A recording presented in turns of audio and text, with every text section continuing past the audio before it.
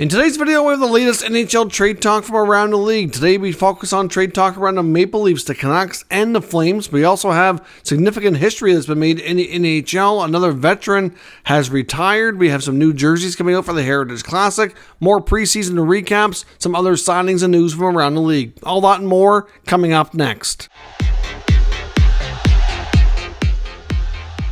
So welcome back to another video here at Top Shelf Hockey. As I mentioned, we have a lot to cover here today, a variety of NHL news. Before we jump into all that, though, I do want to acknowledge this day in hockey history. Of course, this is a very, very historic day.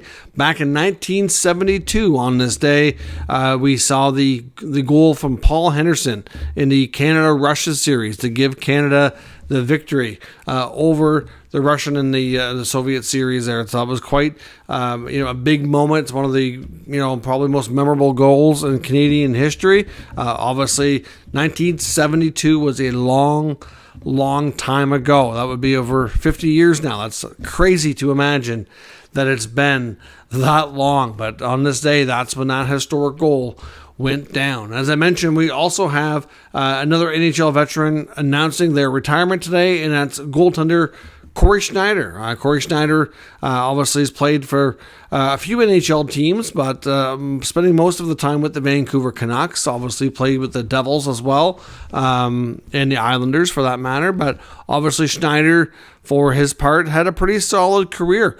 Obviously Schneider was traded in a pretty memorable trade as well that went down between the Devils and the Canucks. Vancouver traded him to the Devils for a first-round pick in the draft. It was on draft day, and that first-rounder went to select Bo Horvat, who of course went on to become their team captain. So it was a pretty significant deal. Of course, they had the Schneider and Luongo combo there for quite some time in Vancouver. Many thought Luongo was going to be the one that ended up getting dealt, but of course he had a big contract, and it was he himself even said his contract sucked at times because as much as he was paid a lot of money, it made it very difficult to move him. He had a really lucrative long-term deal, and it became complicated. Eventually, Luongo did get moved back to Florida, but for the longest time, everybody thought he would be the one to go, and Schneider's the one that ended up going instead. That was a surprise trade. It involved the Canucks and Lou Lamoriello when he was still with New Jersey. So a significant trade. But Cory Schneider went on to follow Lou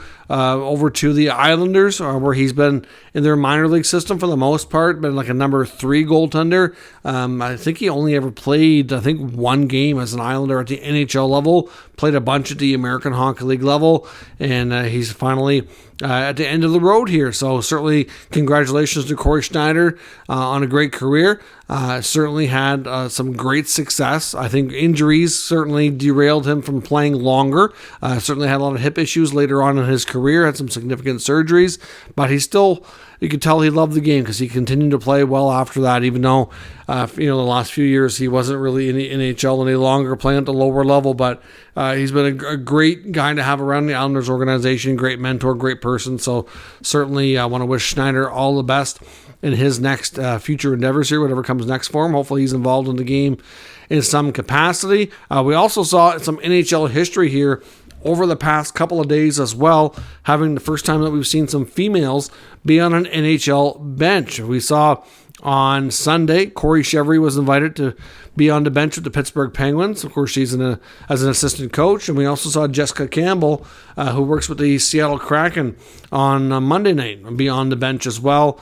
I believe she was given the head coaching duties for that game on the bench. So certainly nice to see some of these ladies who deserve a lot of respect and recognition for their coaching achievements so far, and the fact that they've been able to get on an NHL bench for the first time and be part of history.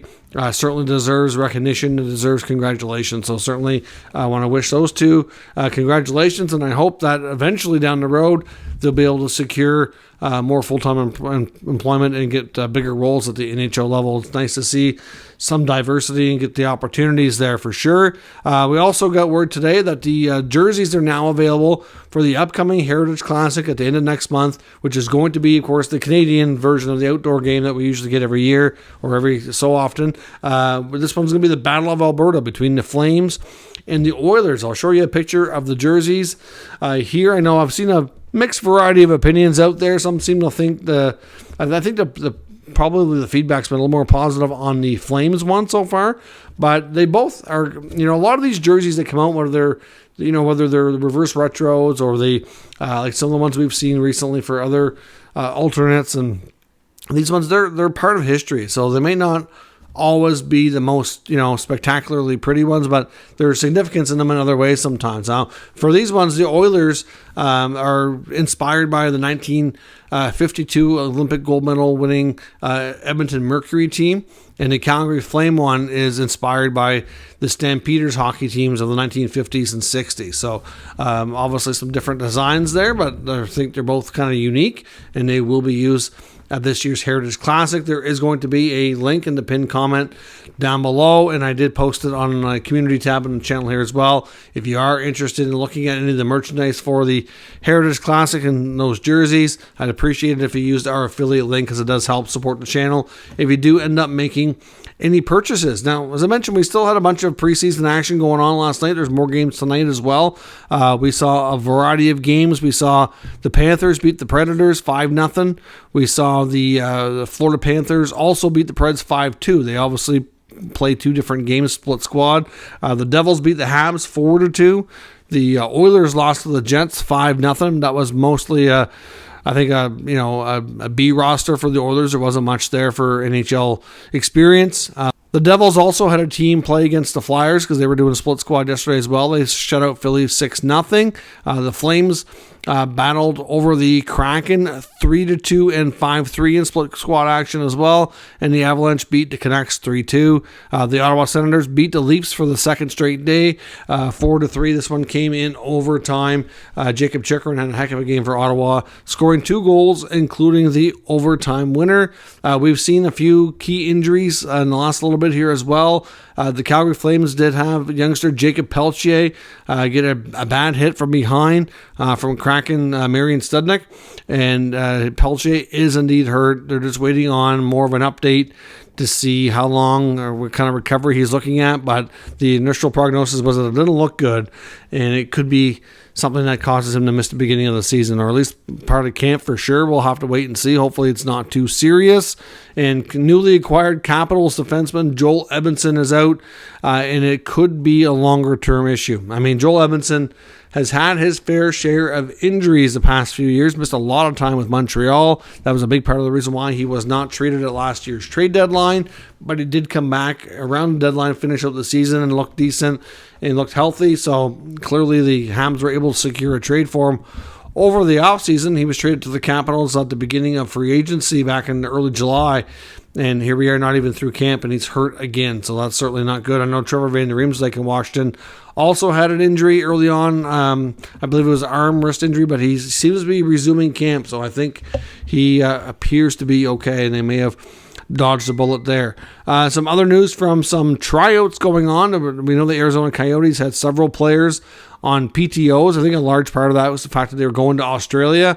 So then they had some games going on in North America that the players going to Australia would just not be able to be a part of as well, so they could have more inter-squad games or split squad games. So the Coyotes today announced that some of these players, you'll know a bit more name recognition, but Austin Strand, Patrick Harper, Olli Juolevi, former high pick of the Canucks, and Ryan Dzingel, former Ottawa Senator on multiple occasions, former Blue Jacket, former Coyote too. They've all been released from their PTO. So obviously that's early in camp to be released from a PTO. So that's not good. Obviously they weren't pleased with their showings, and now that they're back from Australia, they're trimming down their roster, and they don't need them. So that's certainly not a good sign there at all. We also have a signing in Philadelphia. The Flyers have signed 2023 second-round pick goalie prospect Carson Bjarnason, who gets his 3-year entry-level contract. He's been obviously impressive so far in their viewing of him so far in this early training camp season, and gets his ELC on the books here. So that's especially for a goalie to get signed that quickly after being drafted, it's a pretty good sign. So clearly the Flyers are high on him. Now, as I mentioned, we have some trade talk and some rumors, a variety of different rumors regarding 3 teams. We're going to start with the Maple Leafs. Now, the Maple Leafs are over the cap by $2.943 million as of right now, but they do have some flexibility to reduce that roster down. That includes 3 goaltenders and an extra forward and an extra defenseman. So they can certainly reduce that down for sure. It's not going to carry that many players. They'd probably like to have at least 22, but they may have to go down to 21. It just depends on how they go about things. But as far as getting that much money off the books, they're likely going to have to shed a contract. And a lot of teams are in similar boats here, and it's we should get some activity in the next probably 3, 4, 5 days, I would think, before teams get too far along here. Won't be that long before we start getting down closer to the NHL roster. But some players could also find themselves on waivers and buried into minors to try to get some relief that way. But one player who's been absent from the Leafs skates here in the last few days is Calle Jarnkrok. Now, they've been saying it's been maintenance, but there's also a lot of talk that, and I'm not saying that they're not being honest about that, they probably are, but there's also a lot of talk that he could end up being the odd man out, and a lot of it could be the fact of just his contract, and they might feel he's more replaceable with a cheaper contract. Now, you look at the Leafs, they're looking like they're going to play Nylander at center, and I'm surprised that I thought if that was going to happen, they'd put Tavares on the wing, and they're not. So they're going to go Matthews, Tavares, and Nylander down the middle. Obviously, you're going to play Marner and Bertuzzi by the looks of it with Matthews. It looks like Nylander is getting probably Max Domi as a winger. I'm not sold on the other person who is going to be just yet. And then you've got Tavares is likely going to play with Matthew Nyes. Robertson can go on the Nylander line possibly. That's another option there as well. So they're not going to have a lot of spots for Jarnkrok. He could be a player that's replaceable. Now, he's making just a little bit over $2 million, and just based on contracts, it would save them from trying to move 2 players instead of 1. The other thing they can do as well is they can put a goalie on waivers like Martin Jones and get him down to the minors. Obviously, they're not going to carry 3. Jones was signed for the likely purpose of being their number 3 guy in the Marlies organization. So certainly, you're bound to become cap compliant in that way. Between the Jones contract and the Jarnkrok contract, if they trade him, then that's going to be enough money to become compliant over what they need to do. But there's also another need that's kind of becoming arising here, and the other part that Jarnkrok kind of becomes expendable, in my opinion at least, is that Noah Gregor has had a real good camp so far, and looks like the odds are that the Leafs would like and prefer to sign him. Now, he'll probably take a 1-year deal, a league minimum, considering he's on a PTO. Obviously, the league minimum is going to help their cap situation, so Jarnkrok would need to be replaced, but the other player that guy like Gregor is competing with is Dylan Gambrell, and I think it's fair to say they like Gregor more than Gambrell based on the groupings and the preseason lineups and everything. I think Gregor's got an edge on Gambrell right now, so I wouldn't be shocked if we see Jones and Gambrell on waivers and a possible move involving Jarnkrok. Now, doesn't mean for sure that's what they're going to do, but Jarnkrok's name has been out there in the rumor mill for a couple of weeks now, really, ever since we kind of got to this point when the rosters became a little more full and the Leafs were in a situation where it became clear that they're likely going to need to make a move. So where could he go? It's difficult to say. There's not a ton of teams out there with salary cap space, and the teams that are out there have a lot of teams looking like the Leafs to shed money to become compliant. So we'll have to see. The prices are high right now, but Jarnkrok's contract's not overly bad. It's only $2.1 million. He's got this year and 2 more years on it. So we'll see. I know all the rumors around the Sens and the Flyers talking about Matthew Joseph, and they want a first-round pick to take him. I can't see them wanting quite that much for Jarnkrok, but there's still some hefty price tags. And the problem here right now is there's not a lot of teams that can take salary.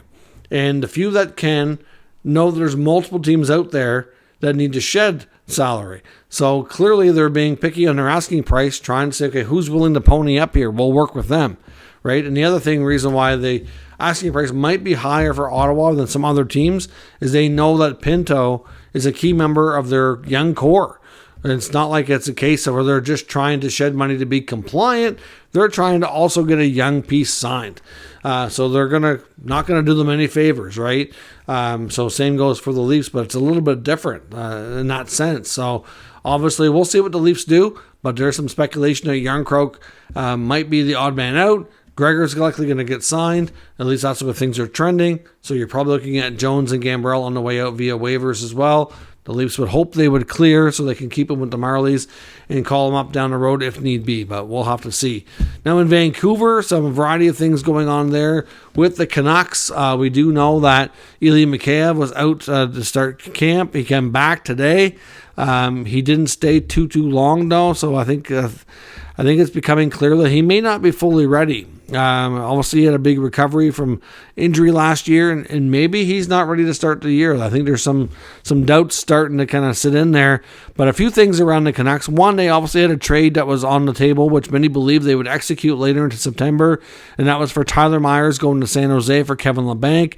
And according to Frank Saravalli, he says he doesn't think that's happening now, that the Canucks likely pulled it off the table. Obviously, with having a lot of wingers, a lot of forwards, it's hard to squeeze LeBanc in there. And from a Myers perspective, now that his signing bonus is paid, they can hang on to him. And if playoffs are not looking like they're in the picture, they can move them themselves at the deadline and maybe get more of a future-based package. Maybe get a draft pick or a prospect or something of that nature instead of Kevin Labanc, which they might prefer and like better. So there is that.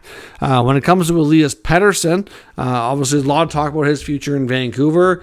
I've seen some speculation from NHL insiders now saying that part of the reason here that Pettersson might be taking the stance he has is that the Canucks apparently haven't tabled a long-term offer. Now, we heard Pettersson's comments with 32 Thoughts at the end of the summer, and he basically made it pretty clear that he wasn't ready to sign. He wants to wait and see how things go, and he knows that he wants to continue, betting on himself, so to speak. He wants a big start and see where things go from there. He had a big season last year. Insider word is that he's got a lot of confidence in himself. He's confident he can duplicate or exceed last year's results personally, and if he does that, he wants to be paid appropriately based on those results. If he'll have 2 consecutive years of doing, so that's going to put some pressure on the Canucks to pay him, the big dollars to stick around.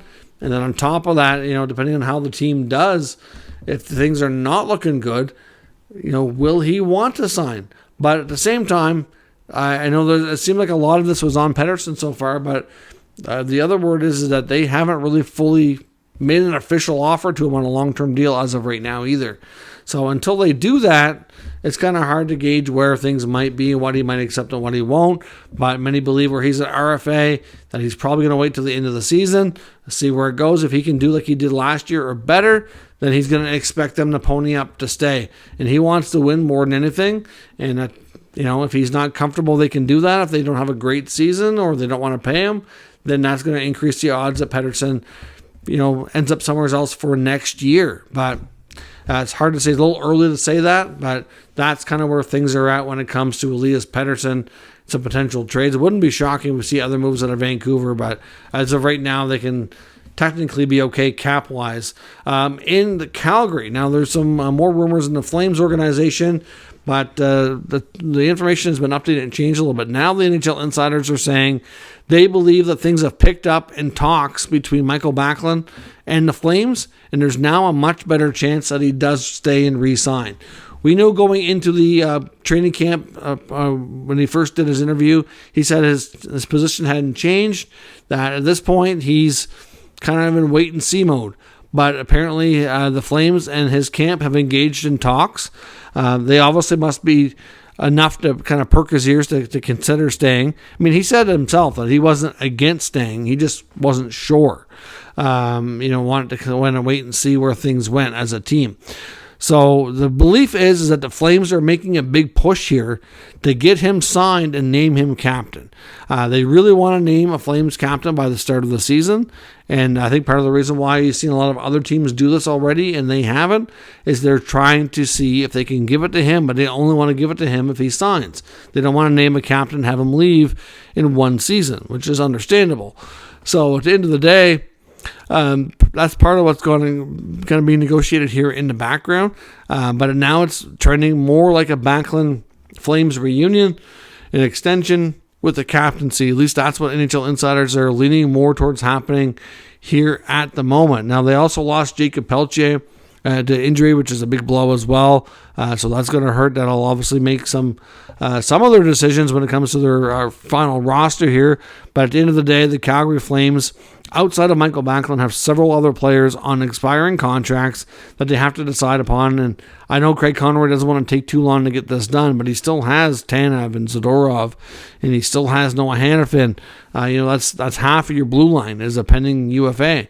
And on top of that, you've got Michael Backlund. You already traded Tyler Toffoli, and you have to see what else you have going on here. But right now, we don't have any reason to think that Hanifin's changed his mind. Lindholm's obviously a big piece as well. I would imagine that he'll be the player that Conroy probably focuses on next. But it's hard to say how the Flames go this year. But at the end of the day, right now, the big Flames rumor is that Backlund is a lot more likely to stay, sign an extension, and be named captain. As far as the other guys, I think it's still all bets are off. We don't know how that's going to play out just yet. So let me know your thoughts on all today's news and rumors down in the comments. We'll discuss further. If you're new to the channel, make sure you subscribe and stick around. We'll keep you up to date with all the news, rumors, and analysis of all 32 NHL teams. Thanks for watching, and I'll catch you next time.